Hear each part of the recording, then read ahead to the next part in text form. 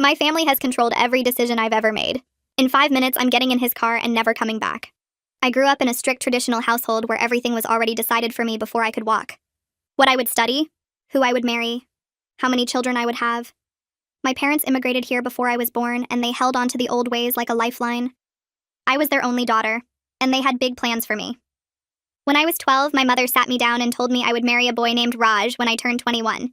He was the son of my father's business partner back home. I had never met him. I had never even seen a picture of him. But according to my parents, this was an honor and I should be grateful. I nodded and said yes because that's what I always did. I was the perfect daughter. I got straight A's. I never talked back. I wore what they told me to wear and went where they told me to go. I had no friends outside of our community because my parents didn't trust American kids. My entire life was controlled down to the minute. When I turned 16, I started working at my uncle's restaurant after school. That's where I met him. His name was Danny, and he worked in the kitchen washing dishes. He had messy brown hair and green eyes and a crooked smile that made my stomach flip every time I saw it. The first time we talked, he made me laugh so hard I snorted, and I was so embarrassed I avoided him for a week. But he kept finding ways to talk to me. He would leave little notes in the order window. He would save me extra naan from the kitchen. He would time his breaks to match mine so we could sit outside together. I had never felt anything like it. I had never been allowed to feel anything like it. We started sneaking around to see each other. I would tell my parents I was studying at the library and meet him at the park instead. We would sit on the swings and talk for hours about everything and nothing. He told me about his dreams of becoming a music teacher. I told him I didn't know what my dreams were because no one had ever asked me. He looked at me with those green eyes and said I had time to figure it out, that maybe figuring it out was the whole point. I fell in love with him slowly, and then all at once. By the time I turned 18, I knew I couldn't marry Raj. I couldn't marry someone I had never met while the boy I loved was right in front of me. I told Danny about the arrangement, and he held my hands and said we would figure it out together. For 2 years, we planned in secret. I took extra shifts and hid the money in a shoebox under my bed. Danny picked up a second job and saved every dollar. We researched apartments in cities far enough away that my family wouldn't find us. We made a timeline. We made a budget. We made promises to each other that we would see this through no matter what. Last month, I turned 20. My mother started talking about wedding preparations. She showed me pictures of dresses and venues. She talked about flying Raj over to meet me properly before the ceremony. I smiled and nodded like I always did, but inside I was screaming. I couldn't do this anymore. I couldn't pretend to be the perfect daughter while planning to disappear. Danny could see I was breaking. He moved our timeline up. He found us an apartment 3 states away. He got a job lined up at a school that needed a music teacher assistant. He told me we could leave whenever I was ready. Tonight I'm ready. My parents are asleep. My bags are packed and hidden in my closet. I wrote them a letter explaining everything. I told them I loved them, but I couldn't live the life they chose for me. I told them about Danny. I told them I was sorry for disappointing them, but I wasn't sorry for choosing myself. I don't know if they'll ever forgive me. I don't know if they'll ever speak to me again. Part of me wants to crawl back into bed and pretend none of this is real. But then I think about Danny waiting for me at the bus station with 2 tickets and a future we built together. I think about waking up tomorrow in a new city where no one knows my name. I think about finally being free to figure out who I am and what I want. My phone just buzzed. It's Danny. He says he's parked down the street with the engine running. He says he loves me. He says whenever I'm ready. I'm picking up my bags now. I'm walking to my bedroom door. I'm taking one last look at the room I grew up in and the life I'm leaving behind. My hand is on the doorknob. In 5 minutes, I'll be in his car driving towards something terrifying and beautiful and completely my own. I've never made a single decision for myself in 20 years. Tonight, I'm making the biggest one of my life. I slip out the front door and the cold air hits my face. My bags feel heavy in my hands. Danny's car is parked 3 houses down with the headlights off. I walk fast, trying not to run, trying not to look back at my house. The street is empty and dark. No lights on in any windows. No one to see me leave. I reach the car and Danny leans over to open the passenger door. I throw my bags in the back seat and climb in. He looks at me and I look at him and neither of us says anything for a second. Then he puts the car in drive and we pull away from my street. My hands are shaking. I watch my neighborhood disappear in the side mirror. The houses get smaller and smaller until I can't see them anymore. We get on the highway and Danny reaches over to hold my hand. His palm is sweaty. Mine probably is too. The dashboard clock says 2:47 a.m. We have 8 hours of driving ahead of us. I keep checking my phone even though I turned off the location services yesterday. No messages yet. My parents are still asleep. They don't know I'm gone. They'll find the letter in the morning when they come to wake me up for breakfast. I try not to think about my mother's face when she reads it. I try not to think about my father tearing it up. Danny turns on the radio but keeps it low. Some late-night talk show I've never heard before. He's driving exactly the speed limit. His eyes keep flicking to the rearview mirror like someone might be following us. No one is following us. No one even knows we left yet. The highway is almost empty. Just a few trucks and cars scattered across the lanes. I watch the mile markers go by. Each one takes us farther from everything I've ever known. My chest feels tight. I roll down the window a crack and let the cold air in. It helps a little. Danny asks if I'm okay, and I nod because I don't trust my voice right now. He squeezes my hand. We drive through the dark, and I watch the world change outside my window. Different exits, different towns, different states eventually. The sun starts coming up around 6. The sky turns pink and orange and then blue. Danny pulls into a gas station, and we both get out to stretch. My legs are stiff. My back hurts. I use the bathroom and splash water on my face. When I come out, Danny has bought us coffee and breakfast sandwiches. We eat in the car. The coffee tastes bad, but I drink it anyway. We keep driving. The GPS says we have 2 more hours. I check my phone. Still nothing. It's almost 8 now. My parents are definitely awake. They've definitely found the letter. I turn my phone off completely and put it in my bag. Danny glances at me but doesn't say anything. We cross into our new state around 9. Everything looks different here. Flatter, more spread out. Different trees. We take the exit for our new city and follow the GPS through streets I've never seen before. Old buildings, chain restaurants, strip malls. Nothing like home. We pull up to our new apartment building at 9:43 a.m. It's a 3-story brick building that looks like it was built 50 years ago. The paint is peeling off the window frames. There's a rusty fire escape on one side. Danny parks in the lot behind the building. We sit there for a minute looking at it. This is home now. We get out and grab our bags. Danny has the key from the landlord already. We walk up to the second floor and he unlocks apartment 2C. The door sticks a little when he pushes it open. I step inside and my stomach drops. The apartment is tiny. One room with a kitchenette in the corner and a bathroom the size of a closet. The walls are white, but the paint is peeling in places. The carpet is brown and stained. There's one window that looks out at the parking lot. The whole place smells like old cigarettes and something else I can't identify. Danny sets his bags down and turns to me. He can see my face. He says it's just temporary, just until we both get settled in our jobs and save up some money. He says we can make it nice. We can get some plants and posters and make it feel like home. I nod, but I can't stop looking around. I've never lived anywhere except my parents' house. My bedroom there was twice the size of this entire apartment. I had my own bathroom with a bathtub. I had a walk-in closet. I had windows that looked out at our garden. This place has one small window and a bathroom where the shower is basically inside the toilet. Danny comes over and hugs me. He says we did it. We're really here. We're free. I hug him back, but all I can think is, what did I just do? I spend the first week learning the coffee shop routine. How to work the register. How to steam milk without burning it. How to smile at customers even when my hands are shaking. The manager hired me because they were desperate for help, and I was willing to work early mornings. I show up at 5:30 every day and help set up before we open at 6. My coworker is a girl named May, who's maybe a year or 2 older than me. She has short black hair and wears band shirts under her apron. She talks fast and makes jokes with the regular customers and seems completely comfortable in her own skin. I watch her and wonder what that feels like. On my 4th day, a customer comes in speaking my parents' language, not to me, just on his phone. But I hear it and my chest gets tight. My hands start sweating. I can't breathe right. I mess up his order twice and May has to remake it while I stand there trying not to cry. She doesn't say anything until our break. We sit outside in the alley behind the shop and she asks if I'm okay. I tell her I'm fine. She looks at me for a long time and then says she gets panic attacks too, that sometimes the world gets too loud and she has to step away. She doesn't ask me why it happened. She just tells me that next time I should signal her and she'll cover my register. The next week it happens again. An older woman who looks like she could be from my parents' community. Same clothes, same way of moving. I freeze up completely. May catches my eye and takes over without making it obvious. After work, she asks if I want to come to dinner at her place. Her mom is making too much food like always, and her brother will be there. I almost say no because the idea of meeting anyone's family makes me want to throw up. But May has been kind to me and I don't have anywhere else to go. Danny works late on Thursdays. I follow her to an apartment building 6 blocks from ours. Her brother Rodrigo is the building superintendent. He's older than us and has the same quick smile as May. Their mom Hala is in the kitchen when we walk in. She's small and round with gray hair pulled back in a bun. She hugs May and then looks at me and smiles. She doesn't hug me, but she squeezes my hand. The apartment smells like garlic and spices I don't recognize. We sit at the table and Hala brings out dish after dish. Rice and vegetables and chicken cooked in a red sauce. She asks me questions, but they're easy questions. Where I'm from. What I think of the city. If I like working at the coffee shop. I answer carefully.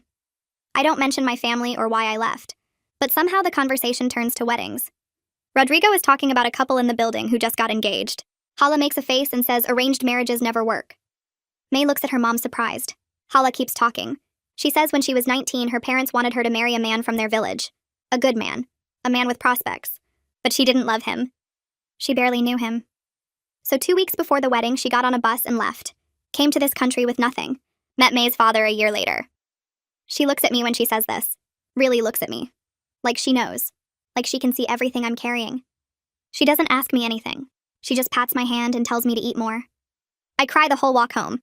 Not sad crying. Something else. Something I don't have words for. When I get back to our apartment, Danny is already there. He's on the couch with his laptop looking at something. He asks how dinner was, and I tell him it was good. He says his mom called. Wants to know if we're coming home for Thanksgiving. I freeze. Home. Like his parents' house is supposed to be my home now, too. I tell him I can't do that. He looks confused. Says it's just Thanksgiving. Just his family. Says they're excited to meet me finally. I try to explain that I can't be around anyone's parents right now. That even thinking about sitting at a family table makes me feel sick. He doesn't get it. He says we're free now. We did the hard part. We left. Why can't I just be happy? I want to scream. I want to tell him that running away didn't fix anything. That I still carry all of it with me. The guilt. The fear. The voice in my head that sounds like my mother telling me I'm a disappointment. But I don't know how to say any of that. So I just say I'm not ready. He gets quiet. Says fine. Says he'll tell his mom we're not coming. But I can tell he's hurt. He thinks I don't want to meet his family. He doesn't understand that it's not about them. It's about me and everything I'm still trying to figure out. We don't talk much the rest of the night. He goes to bed early. I stay up staring at my phone. No new messages. No missed calls. My parents have stopped trying to reach me. I don't know if that's better or worse. The next Saturday, Hala calls me. May must have given her my number. She asks if I want to help with her catering business. She does parties and events on weekends. She needs an extra pair of hands. The pay is decent. Better than the coffee shop. I say yes before I really think about it. That Saturday, I show up at her commercial kitchen space. It's in the back of a restaurant that's closed during the day. Hala is already there with ingredients everywhere. She hands me an apron and puts me to work chopping vegetables. We make dishes I've never made before. Things my mother would never let me cook. Hala talks while we work. Tells me about her life. About leaving her family. About the years of silence before her mother finally wrote to her. She doesn't ask about my story, but I know she's telling me hers for a reason. We work for 6 hours. My feet hurt and my back aches, but I feel good. Useful. Like I'm learning something real. At the end, Hala pays me in cash and asks if I want to come back next week. I say yes. Over the next few weeks, I fall into a new routine. Coffee shop in the mornings, classes I'm not taking, catering with Hala on weekends. Danny and I are okay, but something feels off. He's busy with his teaching job. I'm busy with work. We see each other at night, but we're both tired. We don't talk about Thanksgiving again. We don't talk about my family. We don't talk about much of anything important. 4 months after we left, I'm sitting in our apartment looking at my laptop. I've been thinking about school. About actually going to college. Not the program my parents chose.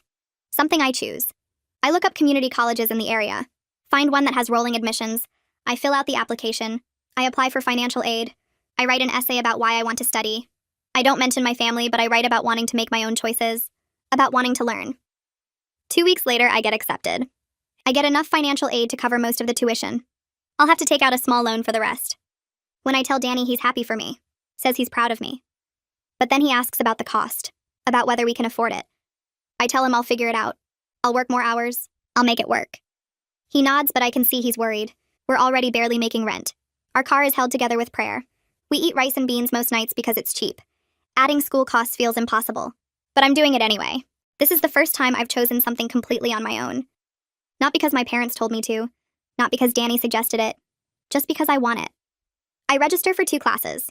Introduction to Psychology. English Composition. Classes that sound interesting. Classes that might help me figure out what I actually want to study. My first day I'm so nervous I almost don't go.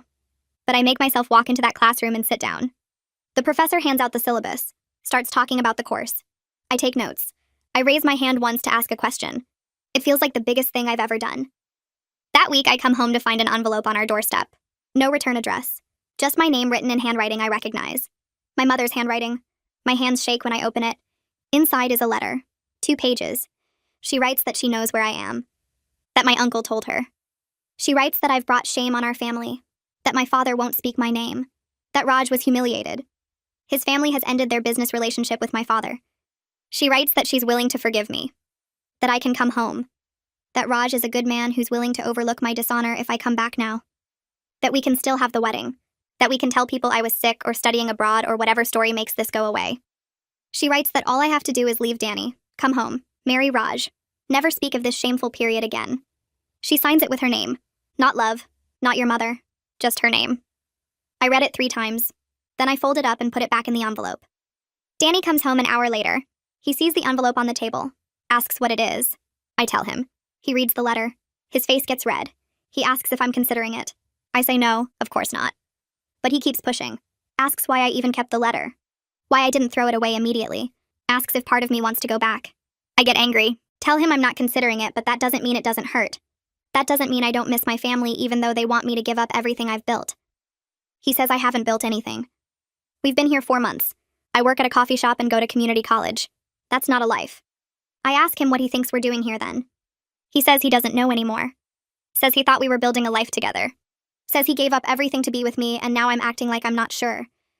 I tell him I am sure about leaving. I'm sure about not marrying Raj. But I'm not sure about anything else. I'm not sure who I am. I'm not sure what I want. I'm not sure if I even know how to be in a relationship when I've never been allowed to figure out who I am first. He looks at me like I just hit him. We don't talk the rest of the night. The next day I call May. Tell her I need to talk. We meet at a park near her apartment. I tell her everything. About the letter. About the fight with Danny.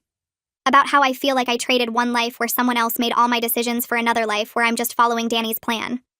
She listens. Then she says something that hits me hard.